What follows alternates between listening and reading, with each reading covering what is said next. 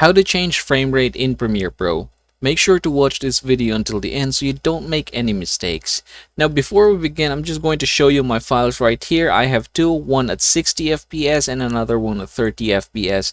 Now to change them, I'm just going to highlight all of them, right click, and then we're going to choose modify, timecode, and then we're going to interpret footage, assume this frame rate, and we're going to change this one to about this one here. So this is for 24 FPS. I'm just going to hit OK, and you can see that now it has changed.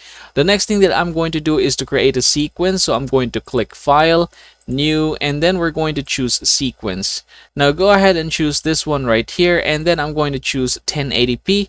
Now you have here the same one that you have just set, so go ahead and click this one and then hit enter. And now you have created the sequence that has the exact same frame rate. So I'm going to add this one into our timeline, and then I'm going to add this one. Now take note that these are the same video and this one is at 60 FPS, but now we have downgraded this one to 24 FPS, so that's why you can see that there is a very smooth slow motion. And that is how to change frame rate in Premiere Pro.